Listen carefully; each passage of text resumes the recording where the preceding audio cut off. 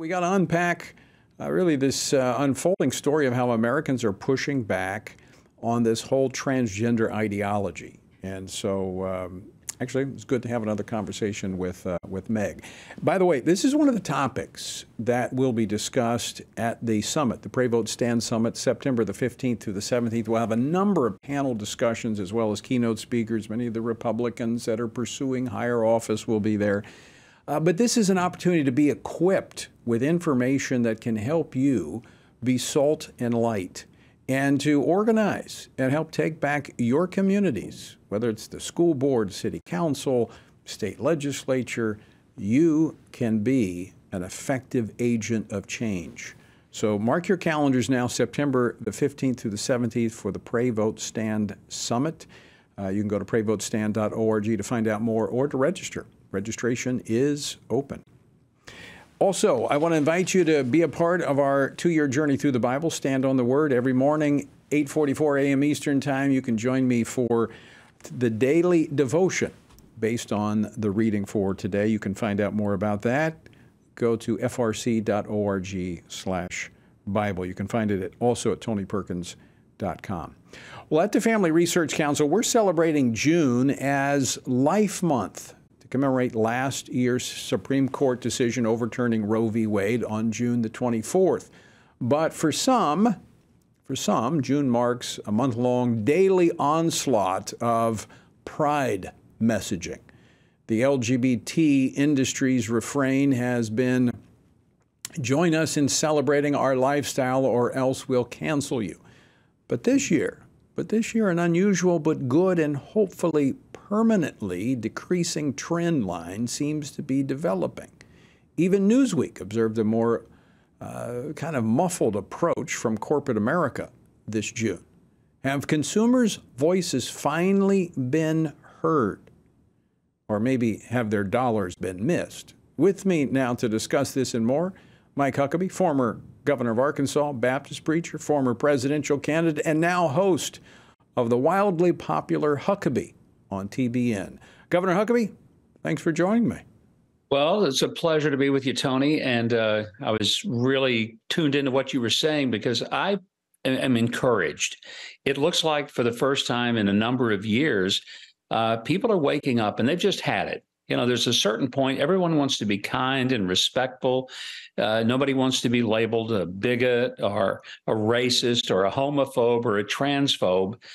But most Christians are none of those things. We're just people that want to live our lives and be left alone in order to lead our families and love our families and work in our communities.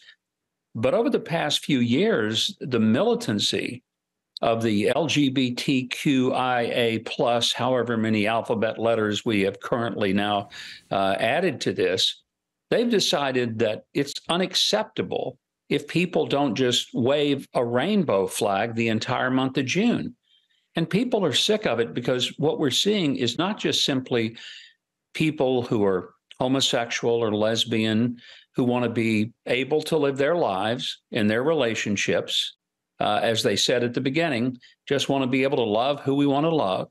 That's no longer what this is about. This is about forcing people to accept a lifestyle that includes the most irrational things like mutilation of children's bodies and permanently and irreparably, doing damage to them, believing that 6, 7, 8-year-olds have a right of consent on their bodies when we don't even let them get a tattoo until they're 18.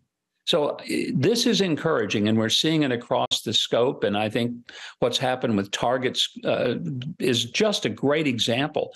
They've lost 2% of their stock. They're down $13 billion in market value. I mean, that's a gut punch to a big company.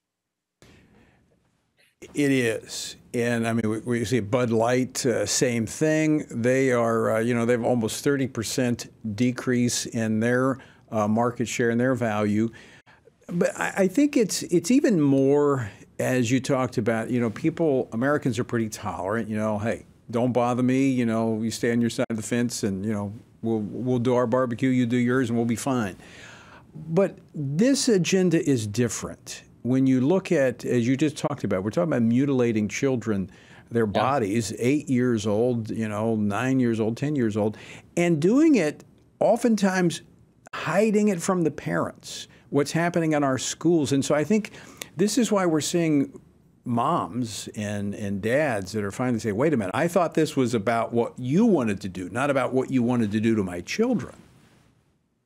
Well, and that's an important point to make. This whole notion of pushing drag queen story hour into libraries, and somehow parents are supposed to say, yeah, that's okay, that's normal. Tony, there's something incredibly disgusting about thinking that drag queens ought to be in front of 6- and 7-year-old children at a public library.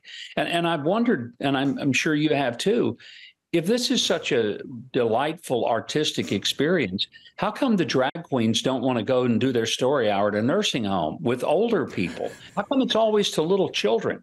I never see them say, we're going to have a drag queen story hour over at the retirement home. Because they would beat them in the head with their canes. And absolutely they would. But what we're seeing is these folks wanting to get in front of little bitty children, and that's grooming. Yeah. That's trying to encourage these children to accept as normal something that, quite frankly, is nothing close to normal. And we're not talking about the artistic expression. People have said, oh, well, it's like the movie Tootsie or the old Tony Curtis movie, Some Like It Hot. No, that was played as camp.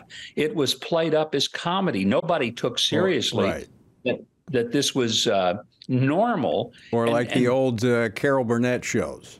Exactly.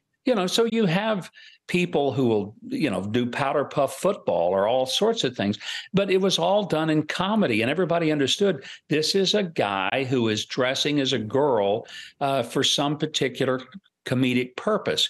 That's not what we're talking about. These are people who seriously want to not just engage little children, but to influence them to think that it is perfectly normal to wake up one day and say, Mommy, I think even though that I have a boy's body, I think I'm a girl. And his mother, oh, she's so kind and wonderful. This is great. Let's go buy you some dresses and Barbie dolls. And that's not normal. Both the mom and that boy need a counselor, not a trip to the mall. I want to broaden this just a little bit, Governor, because this vortex that's kind of been created by corporate America pursuing this wokeness has sucked in many corporations. 11 years ago, you approached me and some others about promoting a business that was at the time standing firm for marriage as the union of a man and a woman, speaking out back when that whole debate was raging over marriage. And they were being pummeled by the left for simply stating what had been the norm for millennia. But that corporation, Chick-fil-A, what was kind of became a rallying cry for Chick-fil-A Appreciation Day back in, I think it was in July, August of 2012, if I'm not mistaken on my dates. Shortly thereafter, we had a shooting here at the Family Research Council where a gunman came in, LGBTQ activist, 100 rounds, 15 Chick-fil-A sandwiches, was going to kill as many of us as he could and then cram the Chick-fil-A sandwiches in our mouths. It was interesting after that, and that guy was convicted, Floyd Corkins, of domestic terrorism. We never heard from Chick-fil-A. And we've watched them over the last decade move further and further to the left, where it's just recently announced that they now have a diversity, equity, and inclusion vice president. What's happened with them? Well, Tony, they've bought into the lie.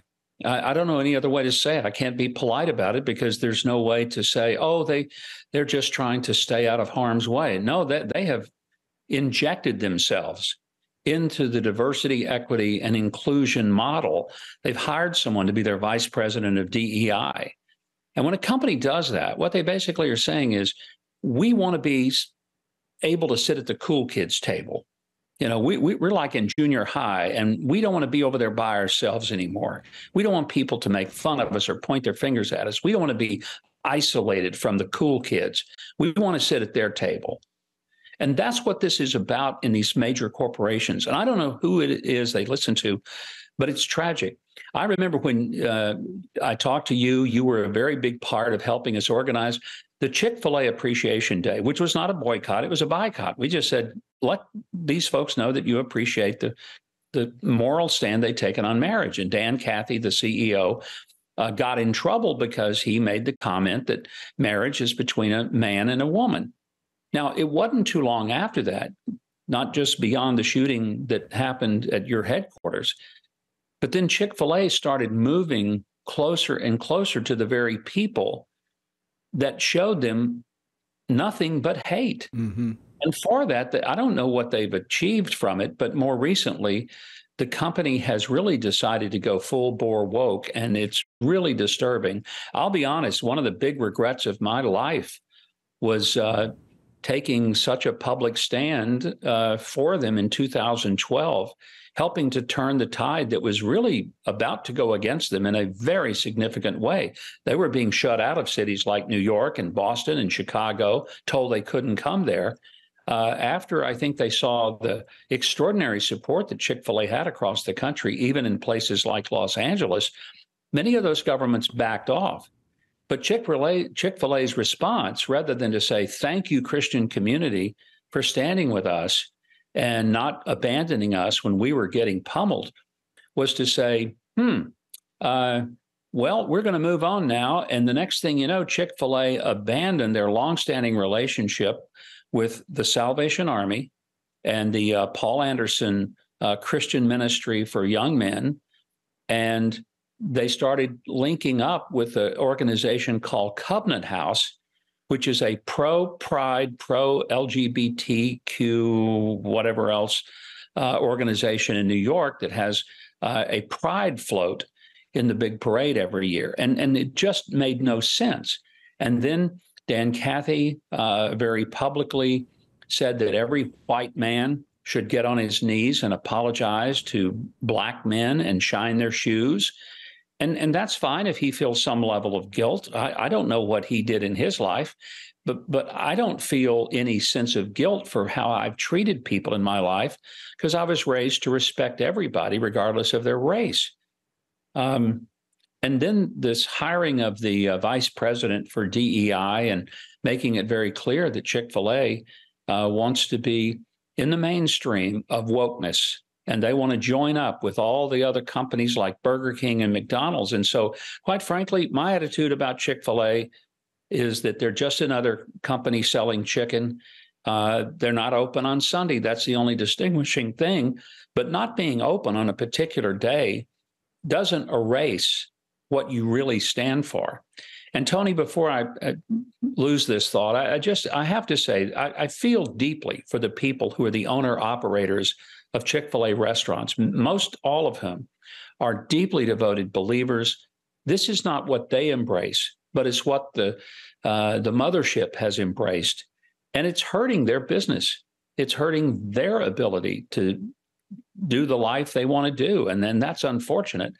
But it doesn't look like Chick-fil-A is going to reverse course. It looks like they're going all in on this left-wing and really unbiblical worldview. This is Marxism, pure and simple, this whole idea of denigrating people and making modern people somehow feel responsible for the sins of their ancestors, if in fact their ancestors even committed the sin. Well, Governor, it really shows us the importance of what the Bible teaches us about teaching one generation and the next generation, because this is not the Truett Cathy Chick-fil-A. I mean, you knew him. I knew him.